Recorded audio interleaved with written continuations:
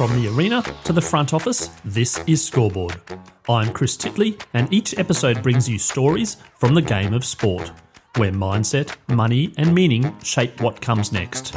Athletes, coaches, owners, and business leaders unpack the moments that matter, because the scoreboard isn't just about winning, it's about life beyond the game. Now let's get to this week's episode. Hi, it's Chris Titley here, and today's episode of Scoreboard, the podcast. I'm joined by Tim Franklin. Tim, thank you so much for coming in on this fine Brisbane day. No, thanks for having me, Chris. Good to be here. Tim, we're sitting here on the 16th of April, 2025. How's your 2025 started? It feels like it started 5 minutes ago, but also at the same time about 5 years ago. It's been and we're a quarter of the way through already. Yeah, we are. I can't believe it. Yeah, like a third. We're nearly. Yeah, it's been. I don't like the word busy, but it's been hectic, which is good, I think. Yeah, and coming off a huge 2024, do you want to talk about 2024 and your journey around the world? Yeah, huge 24, 23, and the back end of 22. So yeah, on the 30th of June last year, I ran into South Bank, Parklands here in Brizzy, to finish my 26,245 kilometre journey running around the world. That is unreal. There's so much to unpack here, but so we'll just go back to the beginning about the light bulb moment around you wanting to pack up and go around the world and run around the world and break records and do whatever you did. What was the catalyst? Yeah, that's a common question, and the whole idea genesis of it started in 2017, where I was competing in my very first ever ultra marathon. It was a run called the Big Red Run, and it started in Birdsville and ran into the Simpson Desert and back out of the Simpson Desert across all the sand dunes. And there was a gentleman on the aeroplane flying out with me who was reading a book about Tom Dennis, who had run around the world. Tom's from Sydney. I didn't know who Tom was. Never even knew it was a thing. Tom was actually sitting behind us on the aeroplane. And I was just dumbfounded by what is it? It just became all encompassing for that week. I asked Tom a million questions, and ever since then I was like, I'm going to do it.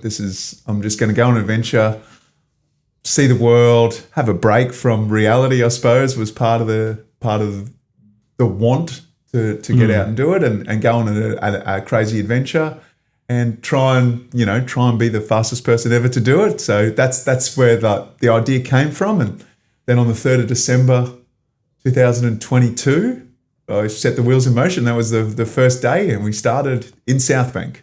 At South Bank and finished at South Bank. The idea to run around the world in someone's head is like, okay, where does it begin? How does it work? Probably the first couple of questions that you had. How does it work? Yeah, so there are the rules. So there's a World Runners Association, who is the committee that sort of governs and keeps a track of attempts and also people that have done it. So their rules stipulate that you have to run a minimum of 26,232 kilometres. You have to start and finish in the same place. So for me, that was obviously South Bank. You have to pass each line of longitude in one direction. And you have to run on a minimum of 4 continents. And for a continent to count, you have to run a minimum of 3,000 kilometres on that continent, and you have to start and finish within 1 kilometre of the ocean. So start within 1 kilometre of the ocean on one side and run and then finish within 1 kilometre of the ocean on the other side. So that is, there are a couple other rules, but they're the main key ones. And no country minimum? No country minimum. Yep. So it's just a continent minimum. And then it's you sort of choose your own adventure from there. So I spoke with Tom a lot about his journey, and I loosely followed his route, but then changed a little bit given weather and time of year and my own want to go to places as well. Have you been a traveller in your past in terms of like seeing these places, or was there a combination of like I haven't been overseas, I haven't done the backpacking thing? Yeah, I've been lucky to do as much travel as I have. My parents were sort of a really nomadic and big travellers, and I think I got that travel bug. But the bigger thing for me was sort of that gap year. I sort of went school, uni, work, like a lot of people have, and I didn't have any break in between or even subsequent to that, haven't sort of gone off and lived and worked. I've lived a few other places for work for a little bit, but no, for an extended period of time. So I guess I just wanted to go and see more of it, and in a really different and unique way was probably the real driver for it, just to have a really cool story to tell, to be honest. Yeah, and obviously the big, hairy, audacious goal was to complete that. Then there's little goals along the way to do that. You can't just sort of like, I can't do that, right? You have to have a training schedule and regime. Did you lean on the person that wrote the book to talk about how to do that, or did you sort of build your own training regime? Yeah, it was all sort of, I built it myself. I spoke to him a little bit at the start and then a little bit just before I left, but and then a few times on it. But that was just more of a sense check of, am I actually going okay, or what's going on? But a lot of it was just have a crack. There wasn't a Google search to like how to run around the world easily. Oddly, there wasn't. Yeah, not a deeply researched topic. Right.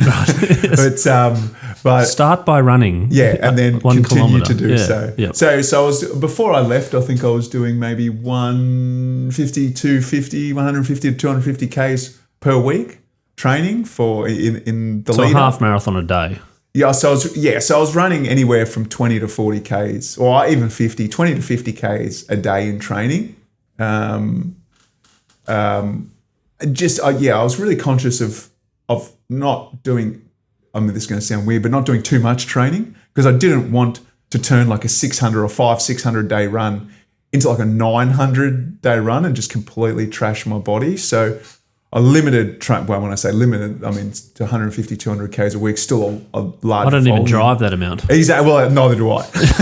In fact, in 2022, before I left, so I didn't leave till December, I ran further than I drove by about 3 times, I think, in that year, which is not, I mean, I don't drive a lot. I mean, I'm... Because you can run most places. Yeah, I just don't drive a lot for work or anything like that. So, but I guess I just did that, and I just did slowed it right down. It wasn't, there was no speed. It was just no ego. It was just time on feet. And, as a coach for a living, I spent a lot of time on my feet as well. So it was all just, I just took it as all training. Like the more I'm on my feet, the better it's going to be, the stronger I'll be, the better my muscles and bones will be adapted to it. So that was part of it. Some strength training thrown in as well, but just went by feel. And who knows, right? Like training's so different to everyone. It was just go and just do as much as I can, and then just pick a start date and then just go, and then worry about to it hold after yourself that. accountable. Exactly right. Well, yeah, and just because you could always just keep pushing it back, right? I'm not ready, but you're never going to be ready. I mean, no one's ever ready to go and do something outrageous. Even like people aren't ready to, change jobs or, whatever it might be. So just pick a date and start it, to be honest. Yeah, and then the support network of the dream before you started the race, when you're telling people and their reactions, I'm keen to understand what some of the reactions were. 95, in fact, 100% of them were positive, right? We're like, that's awesome. How can I help? Like, and I think that's just like the support network that I'm really lucky to have, or I cultivated it because that's the type of person I think I want to be. How can I help? What can I do? Be of service, blah, blah, blah. The only people that were sort of against it in terms of what's it going to do for my long-term health. So there's a very good mate of mine's a cardiologist. He's like, this is not a good idea. In a cardiologist voice. Yeah. It is real doctor. In my medical opinion, do not do this. So I stopped talking to him. No. We're no longer mates. And then just a couple other friends, but only from a place of care. There was no like, oh, you can't do that. You're not good enough. You can't do it. None of that. It was all, how can I help? All right, what can we do? What does it look like? Where, it was all positive. So, yeah, resoundingly positive, to be honest. And what did you need from support to actually start going? I mean, it's not cheap. It's not, there's other things that you can do. You're raising money as well, so you want to talk about that?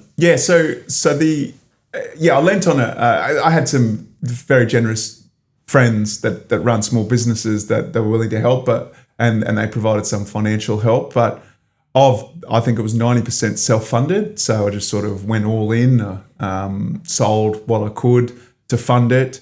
But it was more about people help crewing for me, helping with some logistics. Back here, I had some really good mates that helped me throughout the whole run. I had 39 different people come and crew for me on the road, and they were pretty well all mates that flew in, took usually at their own expense, their own time away from work, time away from their families, and came. So that wasn't necessarily what it looked like at the start. We were going to have the same crew, but then it just gets hard, like on the road for that long, in those conditions. When people, things happen in life as well. So we made a decision about 9-10 weeks in to say, hey, we're going to need to rotate these people, because Tim's not the easiest guy to get along with when he's doing 60, 65 Ks a day and getting tired and weather's not great. So there was also, so we decided, we'll split it up. And so I relied on the generosity of so many people. Yeah. So,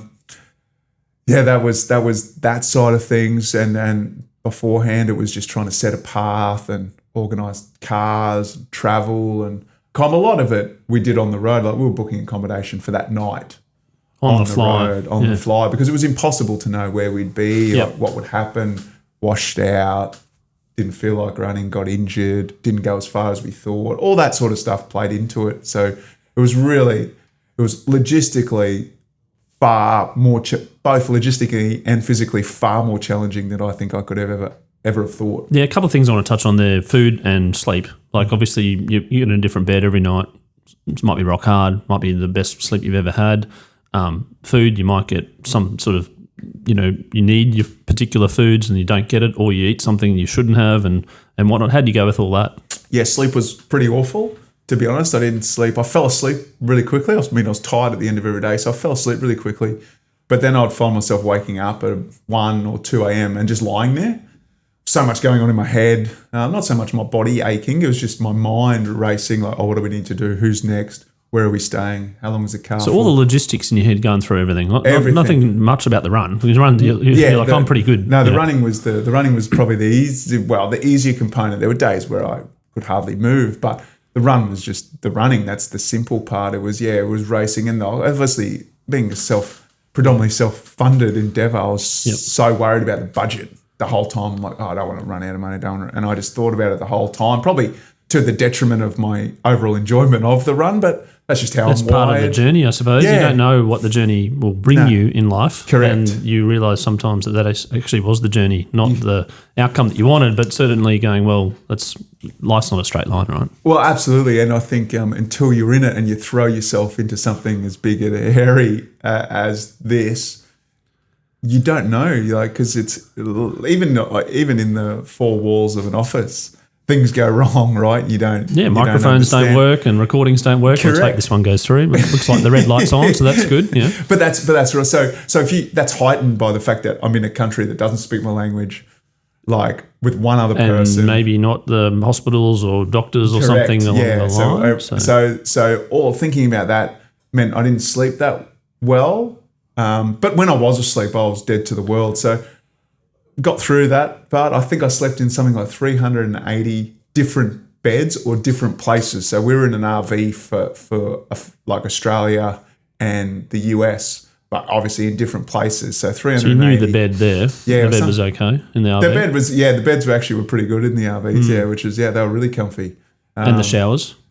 They had showers in both of the RVs, but we pulled up a lot in caravan parks or RV parks or campgrounds, which had something. And if not, we just showered. I very rarely showered in the RV just because water was tight and I didn't want to burn through it by having money a shower. tight, water tight, your body tight. Body tight, everything was tight, yeah. Yeah. And then food was actually probably easier than what I thought. I'm pretty, I am a human garbage disposal unit. I could sort of eat anything. I was consuming between 4,000 and 5,000 calories a day. That's roughly what I was burning. So I was just putting that in, and we had to eat sort of whatever we could get our hands on. A lot of the times we couldn't have fresh fruit and veg because it wasn't available because we were in such remote areas, or in a lot of it, we didn't have a fridge. We were just relying on an esky in a couple of the continents, right? So we couldn't have a lot of fresh food or meats. So we ate out. I mean, we ate a lot. I had a lot of at dinner, it was a lot of kebabs, a lot of pizza, a lot of chicken parmies. So you're basically running a marathon every day plus. Well, we're running. I think I averaged 53 53.4 kilometres a day that I ran. So there you go. So way over a marathon, and a bit, and 20%. Yeah. So we were doing that.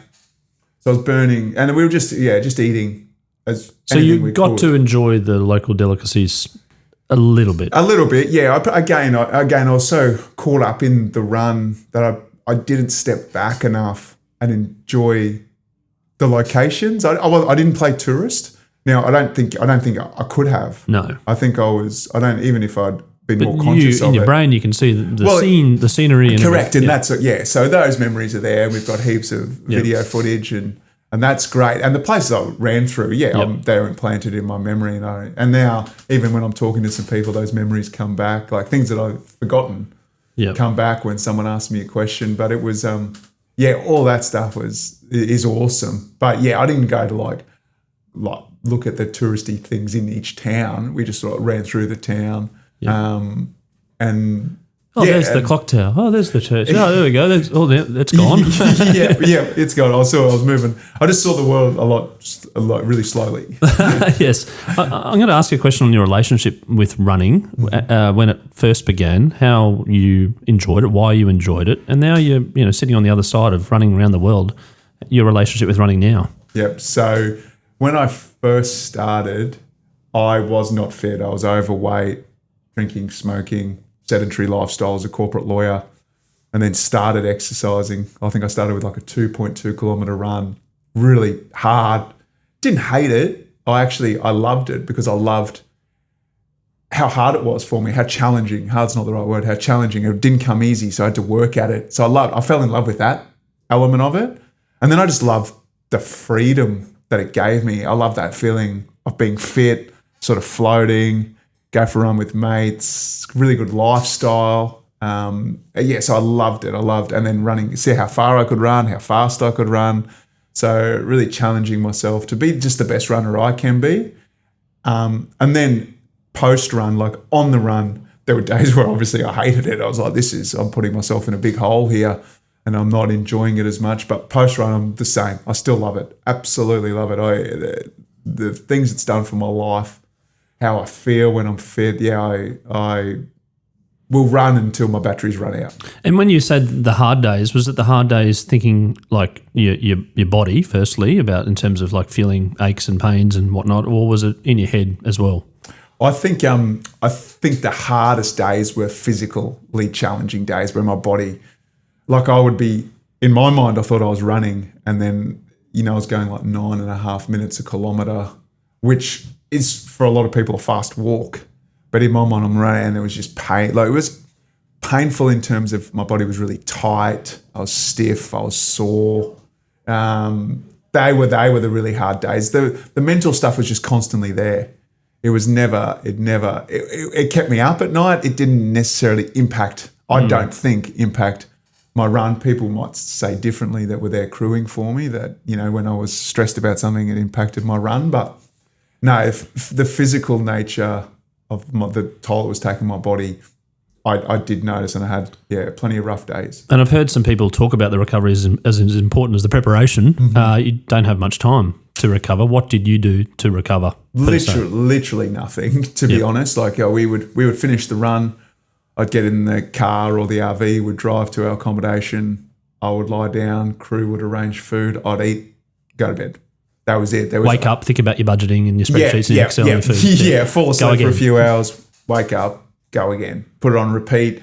We had lucky enough to have like a pair of those compression boots delivered when we got to halfway across the US, which was awesome. But I didn't use them a lot. I think I had one physio treatment the whole time, and maybe was it a mate or just a local? No, it was a local in France. Actually, I went to a physio because my right leg, I had a bit of pain through my right leg, so we got a treatment there. And then my crew, much to their chagrin, I'd ask them for some massage, and they would give me a little bit of massage, but never. I can't. Maybe one or two professional massages along the way as well. So no, it was just about sleeping, and I didn't really do any stretching or loosening up in that way. I was too tired, to be honest, and I just wanted to.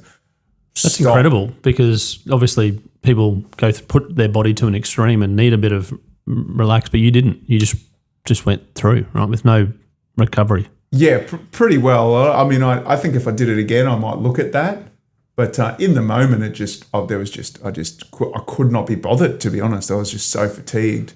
Especially, I mean, maybe for 30 or 40 days it's different, but when I'm into like 250, 350, 450 days, you're just getting up and going. And your body somewhat adapts, but I'm still coming out the back now. So it's been 8 months since I finished, 9 months since I finished, and the body's still tight. It's much better. I'm actually moving. Has the cardiologist come in and said, hey, can I look at your ticker? He has. He made me. He came in and sent me for all scans. Yeah, so everything's fine. So did you give him the big, up yours? I told you so. No, but so the body's fine. So heart, lungs, bloods, muscles, bones, feet, everything's fine. My hamstrings, they were a little bit tight just because you went for a small jog. Just because there's so much time on legs. But apart from that, and then maybe mentally, I'm not sure where I'm at, to be honest. I'm going to touch on you mentioned about going for that run, that 2.2 kilometres or whatever it was, that first run, and it was painful, but it was good. And I've heard a lot of people talk about pain and being uncomfortable, being comfortable with pain. Where are you on the spectrum of pain on a daily basis and whatnot? Yeah, I'm never one of those people. I'm all about sustainability. Like, I'm not a big advocate of like when you start feeling pain, push harder. Like if you got pain, stop. You've only got one body for one life. So don't run it in the ground just because your ego says you've got to. But there is a level of discomfort, I think, that you can. And that's a better word, actually. It's a much more softer word, but also... and I think it means differently. Like if you're broken, stop. Like even on the run, there was times where I was braking, so I pulled back, slowed down, managed it to a degree. I was still moving forward. Like in a perfect world, I'd probably have a longer break, but I was chasing records and times. And but in terms of me as a coach and a mentor for other athletes, I'm big on do it because you love it, unless you're a professional and that's your job, but do it because you love it, and then push your body to a level of discomfort, but don't break it. Pull back, recover and go again. But I think a lot of people don't get that level of discomfort enough. So they sit in that like comfort zone and aren't willing to push it. Whereas I'll go to uncomfortable, but and I've probably got some pain. I've got some pain threshold that I probably didn't have 2 years ago, to be honest.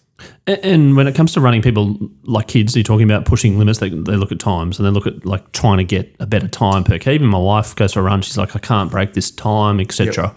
Yep. Where do you sit on the time spectrum?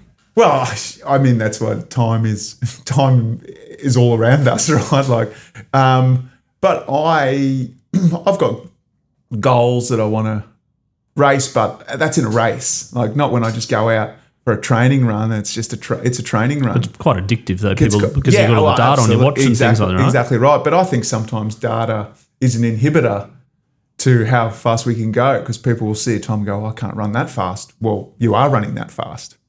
So keep pushing. So, I mean, people need goals, and goals are often either distance or time-based. So that's it. But don't let it control you, and don't let it control, like, you've got to leave your ego at the door, because there's training for different things as well, and different types of training. And people just go out and run at the same pace and trying to get faster instead of going out, going slow, and then doing some speed stuff and some, all sorts of different training. So I think that's just a bit more education, and it's okay for other people to run past you. Yes. That's okay to happen. Swim your own race. Exactly right. Just to leave your ego at the door and concentrate on like you, and as cliche it is, like your square meter, and you get better. And the only time anything matters is really in a race. So it doesn't. Training's for you to make you better. And your personal best, which I've chatted to Bronte Barrett about her personal best. She finished 5th in the Olympics, and she said it's been 4 years since she did her PB, and she did her PB, and she was absolutely ecstatic. But then she says, people go, I got 5th. You go, oh, yeah, right. But it was her moment, right? Well, that's right. And I think, I'm absolute sports nuffy, right? And the only thing you can do is your best, right? And we got these guys going to the Olympics representing the country, the biggest stage of their life, biggest moment of their life, and they PB it. It's extraordinary. Be at your best when your best is needed, yeah, right? Exactly. Like, and just because people are better, you know what I mean? Like if you swim your absolute personal best on the biggest race of your life, in that particular, you couldn't have executed 1 minute or 2 minutes of your life, Yeah, you couldn't have executed anything better. And the fact that someone's turned up, there's 8 billion people in the world. Like the chances of you being the very best is 1, you know what I mean? Like you're 1 in however many. Like it's it's and like so, the lotto, pretty much almost. Yeah, and that's why I think and I think that needs to be celebrated more. I think we get too caught up in gold and even winning a silver medal. Like people say, "Oh, you lost gold." I'm like, mate, I just won a silver medal, right? Yeah, exactly. I've got something to show. Yeah, but even if you don't have anything to show, it doesn't really matter. Yeah, like try but you just and like if you can execute your best on when it counts, what can you want? And the world has changed a little bit in terms of people following journeys now and following progress and training, etc. And we've got social media, and you're a very confident young man. We're in our 40s, aren't we? Young 40s are young, and showing and being honest along the way in terms of content. How did you go with that? Very unnatural for me. Didn't grow up. Not in the generation that grew up with the phone we're not, in are their we? hand. Yeah, I think probably my first phone was 19. I think it was. Yeah, I think I got it in grade 11 or grade 12 I'm to a couple take of to years older schoolies or something. Yeah. And that was it. And obviously there was no camera. I'm an 81 baby, so probably a little bit. Yeah. And I'm an 83 model. There you go. But it wasn't. What are we, by the way? Are we millennials? I don't know. Millennials, I think. Or Gen something. We must. I think we might even view on the both. I don't know. Yeah, potentially. Oh no, young. Best decade of your life, the 40s, by the way. But yes, I didn't grow up. With a phone in my hand, especially not with a camera. So like I'm confident to talk to a group in a room. Yep. But me just talking to a camera, I feel really awkward about it. But I wanted to be honest. And what one of the things that I got a lot about my social media, which by no means have I gone viral, with a huge following, but the following that I have was really engaged, I felt. And one of the best things was when they met me, they said, "Hey, Tim, you're like the same guy." On the Instagram. Yeah, that we see on Instagram, that we meet in person. And that was that authentic, genuine sort of self was really like, I suppose that was important. I don't think I did it deliberately, but it's just who I am.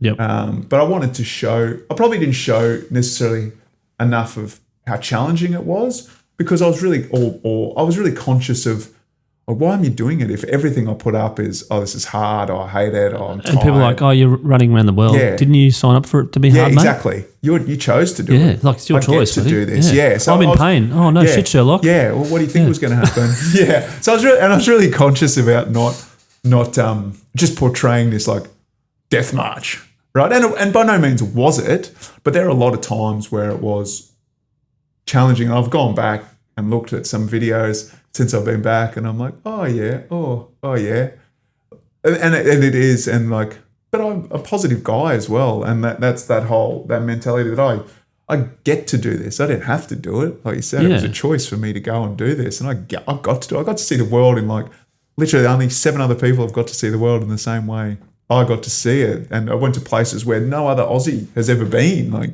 Which is pretty cool, to be honest. Yeah, and retrospecting, looking back now, what we talked about has been about 9 months or 8 months since the finish of the race.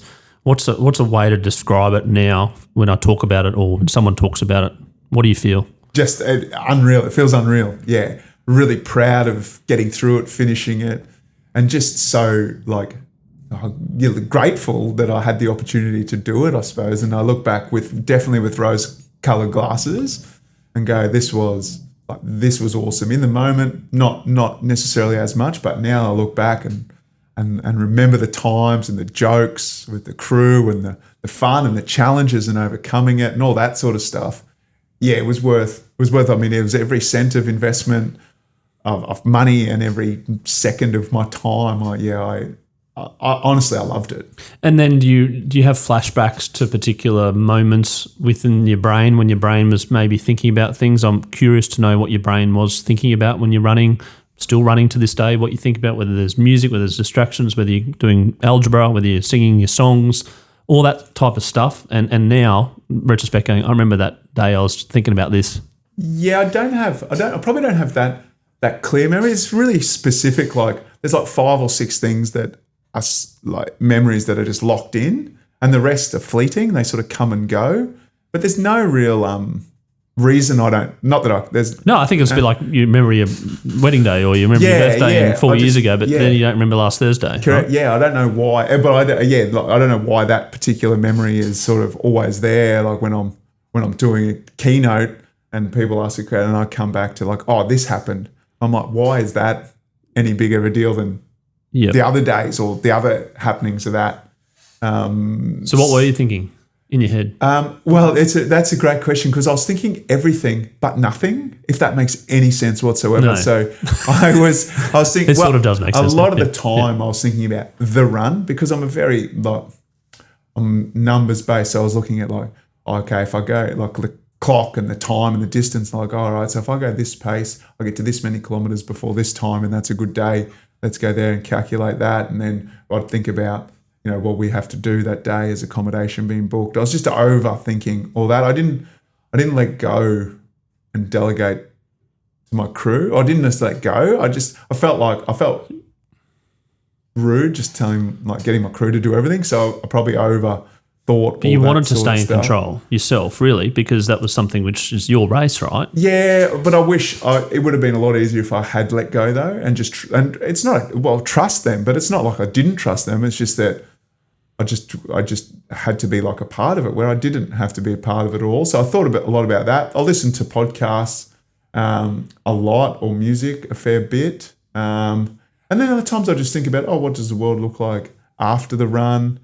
Oh, I'm going to do this or I'm going to do that. But I never came up with any answers. It was just thoughts that would come in, I'd think about for a bit and then go, which is strange, I guess. I never solved anything because by that time I had to move on to the next thing, or there was a dog chasing me or a car nearly hit me and I had to get kind of like, listen to this lovely podcast, it's great. Oh, jeepers, I nearly got hit by a truck. Yeah, come back into the moment. And I really tried, especially early on, to stay present. Like, don't put anything in my ears, the sounds, the smells, the senses, sights, so the mindfulness. Yeah, of like the run and be present within the run and see what I'll be like, wow, this is pretty Did you break down the percentages, like going on 10% through, 12% through, 15% through? Yeah. So at the start I was trying to do 60, I was doing 65 Ks a day.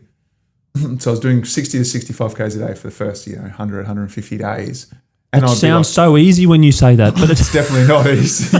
But it was 13 park runs. So that's how I broke it down. So it's one park run down. You weren't doing binary in your head, some sort of other mathematics code language or something? No, I was trying to, I was just like, all right, that's 4 park runs. That's 7 park runs. I'm over halfway now, 6 to go. That's how I would break the days down. But I didn't, as it wore on and I wore down, 60 became 50, 55. So it was 10 park runs or I get to a half marathon, then I get to 30. Once I knew 30, I knew I was going to get to 50. That was just, but that sort of. To get to 30 was the I sort of, if I get to 30, once I got to 30. This is the last 20 Ks on day 242 is easy, right? Yeah, I'm just going to get through that. But it changed. So sometimes the first 10 were really easy. Other times the second 10 were the easy ones or the third 10. And other days the first 10 were awful. It just changed, kept changing, and like the crew would be like, they were struggling to keep up because I'd be like, I feel terrible at the start today, and then I talked myself into the start being terrible. So for the next month, I would have felt that the start's terrible, and then all of a sudden I would have run well and be like, the start's good now, and then so a lot of it was probably my mind just playing tricks on me. And the park run, the importance of memorising the park run was pretty important in the whole race. Yeah, definitely. One park run, 2 runs, park runs. It was a lot of the time, but it probably came and went as well. And in the end, I was just like, just get to 50. And if I say the word park run now, does it bring back memories? No, I love it. I love it. I still try and get there every Saturday to different ones around Brisbane. I think it's the group. Yeah, like I started with the park run. Because the whole premise of community moving together is sort of like what I'll preach. It gives you everything that you tick. I think it makes the world a better place, right? A community moving together is only going to take us forward. Tim, you touched on when you were running about what life might look like after the race. There wasn't an answer in your head. It was just more these thoughts going through your head. What has life looked like after the race? Yeah, it's been, brutally honest, the first month or 2 months after I got back, I was nowhere.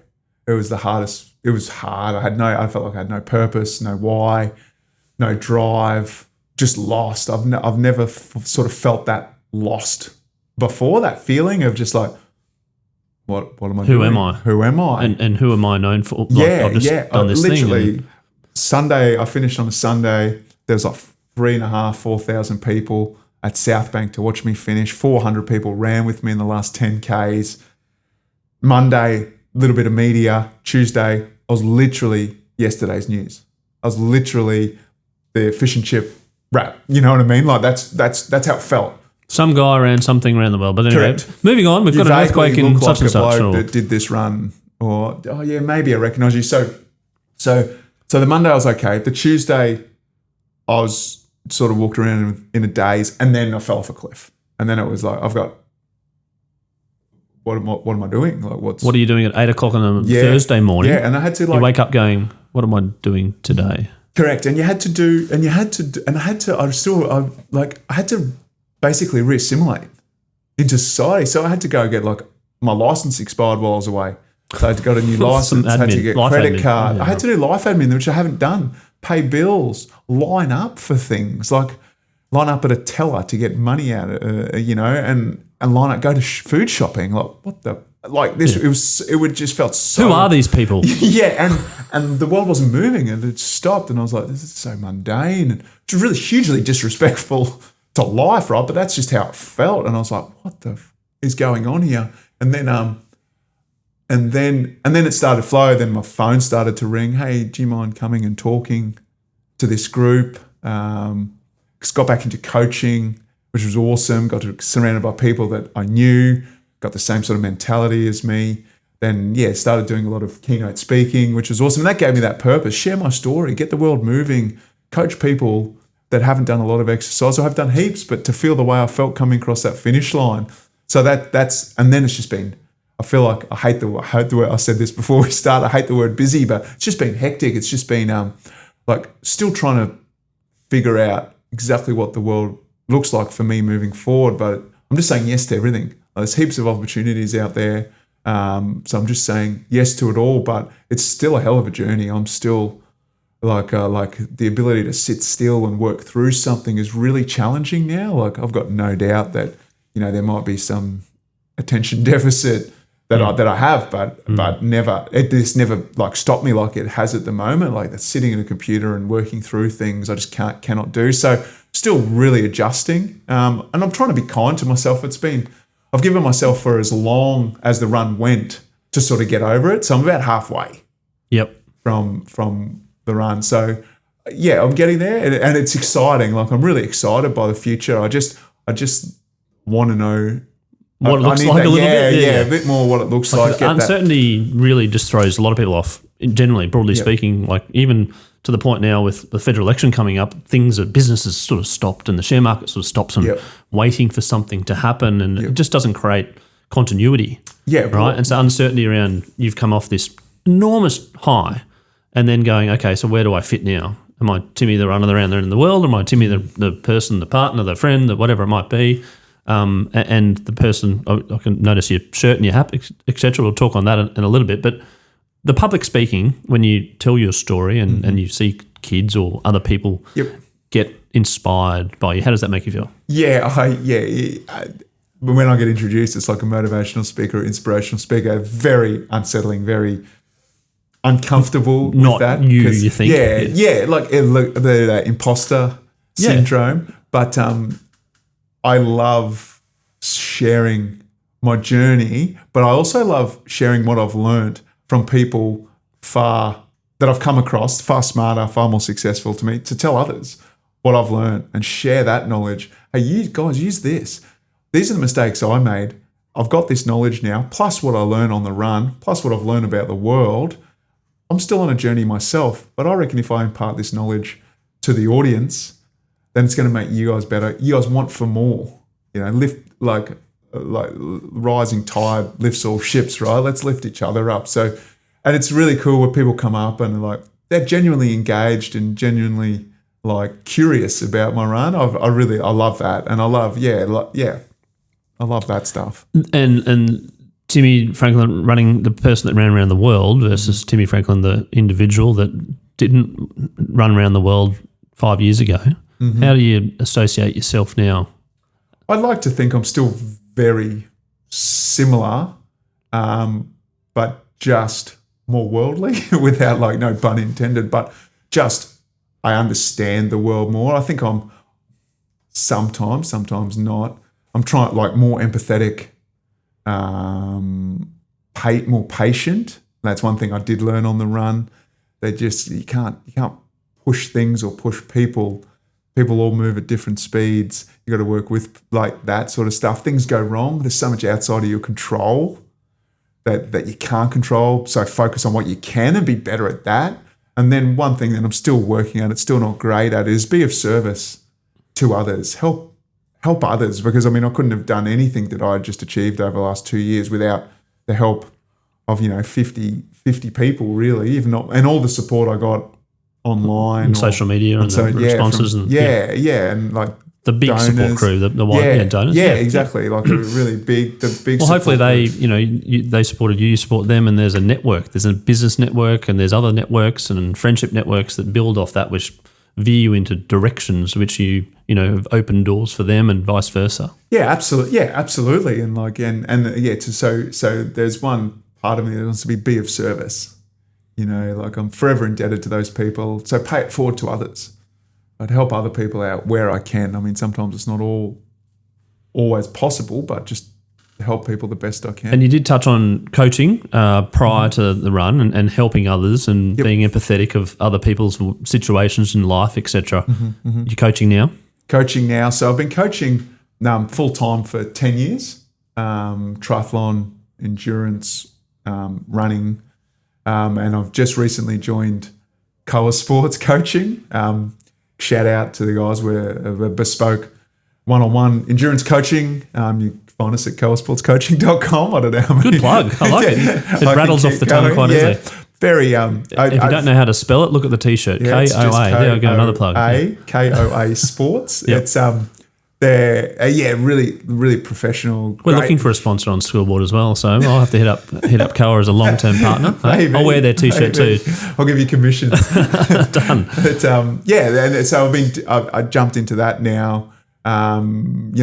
Helping athletes across the globe. I was on the phone to a guy in Rhode Island yesterday, Dubai the day before. Oh, right. So not just locally, going for a run at Vic Park, Yeah, but I have a run here in Brizzy every Wednesday morning from South Bank, exactly where I started and finished the run, just to get people moving, develop that community feel. I love it. And I've loved working with these guys. I'm learning a lot from other coaches that are in the group. So it's been pretty cool. It's only a couple of weeks old now for me being here, and it's a big step. I used to do a lot of in-person squad coaching, so it's a bit different to that, but I'm learning a lot. I feel like I'm imparting a lot more knowledge, and it's going really well. Now to the fun part, the scoreboard moment, which is a moment in your life which is very visible. It may be happy, may be sad, but sort of change the direction. It's almost like a Minty's moment or a Kodak moment. Remember the Kodak moment? Yeah. It's like a Kodak moment where you're like, this is something which has changed the course or changed the trajectory. I'm interested to know what your scoreboard moment is. Yeah, so there's probably lucky or unlucky to have more than one, but one in particular was on the run. My father got diagnosed with a terminal illness mid-run, chasing the world record. That was the only thing that sort of mattered. It was just, the run transcended because I was raising money for charities, but it was a selfish endeavor. I was chasing that world record. And then I got a phone call from home that Dad had just been diagnosed with terminal illness and had 3 months to live. So we waited it out, kept on ringing home. Oh, everything's fine. And then one day I got a phone call. He's got 2 weeks. Come, if you're going to come say goodbye now. Where were you then? I was on the other side of the US. I was on the East Coast. I was in North Carolina when I flew home. And I came home to say goodbye to him, knowing that I was going to forego the record. Whether I would have got it or not, don't know. With all respect to the guy that has the record, I don't know. But in that moment, wheels down in Brisbane, I knew it's exactly where I needed to be. And then we had my mum, my brother, my sister. My brother had flown in, my sister, her family. All his mates were coming and saying goodbye and coming and going. It was just like the most amazing sort of 7 days of my life. But it changed my perspective on the run. Like, it stopped being about the record, it started being about the journey. And my parents have been so amazing for me that it just all I got to do was selfishly fly home to say goodbye. But it was just a big thanks. And the last thing Dad said to me before he passed away was, "You go and finish that damned run." So it was like, yeah, I'm doing it. Now it's like, even, I don't know whether that drove me necessarily, motivated me. I was doing it anyway. I was going to do it anyway. But just, it's always supportive, no matter what. Mum and Dad always just like, every time I've made a lot of mistakes too in life, and they've always been there to, to help me out, even though they're obviously, you're an idiot if you keep doing this. So that they're always there to help me. So that moment right then was like, all right, this is the first time I've ever thought about my mortality. Dads are meant to live forever, right? They don't. And I just saw it. I saw it. It's the first time the person that's probably the closest to me that's ever passed away. I mean, you can't probably get closer, but that really in a circle. And I was like, holy shit, we don't live forever. We got to go. We got to make the most of what we can. And I mean, I'm 41, 42 years this year. I'm halfway, if not over halfway. So let's just jam pack it. And that moment was like, all right, let's go. What's next? But make other people around me better as well. And that was all that sort of, that feeling, just that connection that I had. Like a terrible, tragic event, but then the positives that you've grabbed out of that to uplift other people and to inspire and say, grab life, because we're not mortal, we're halfway through. Yeah, chase that big, hairy, and audacious goal. That's what I talk about now when I'm doing my keynotes and my own Don't give too much away, because we want people to book you in, right? Yeah. Ring me. But yeah, it was just, and how Dad dealt with it, passing away is sad, but there's a lot of greater tragedies in life than a guy that got 76 years and just filled it with all the experiences and stories and love and friendship. So it's like a privilege to get to 76, right? So that's how he thought. He's like, I'm ready to go. I've got grown up kids. I've seen my grandkids. We're away. My life's great. So that moment there was something I'll never forget that. Keeping on the trend of parent to son, there's a lot of kids out there that sport's becoming much more professional, and there's a lot more money and there's a lot more fame and there's a lot more fortune than there used to be when we were growing up, when potentially it wasn't even professional to a point. What's some advice that you can give to teenagers out there, or even pre-teenagers that are going, right, I want to be like LeBron James, or I want to be like Ash Barty? Yeah, I think you've just got to be you and the very best version of you, whatever that looks like, right? And I talk about just try your best, just do your very best, right? And that's all. Look in the self. So that's what on my run. That's what I was doing in the mirror every day when I felt like absolute trash. But just go out there and do your best. And if your best is 1 kilometer, then that's fine. So for kids that are wanting to go and, looking up and idolizing and want to be the next, don't be the next, be the first you. Be the first you, and then people will say, I want to be like the next. Yeah, and be the first you, Tim Franklin. and make that the best person you can be, not just the best athlete, but the best person. So that's why I'm really lucky now to coach kids, and I don't want to make them just good athletes. I want to make them good people, hardworking, disciplined, care for others. And I think that's what our athletes need, especially coming up as juniors. Be a good person, and then you'll become a better athlete, because more people will be willing to help you to get there if you're a good person. Tim Franklin, thank you so much for being part of the Scoreboard podcast, telling your remarkable story about running around the world, but also the in-depth person who you are, and some events along the way which didn't go to plan, but looking at the positives of life and grabbing life by the horns and being out there. I really do appreciate everything that you've done to come in, and looking forward to following your progress in the next phase of your life. Thanks for having me, Chris. It was awesome.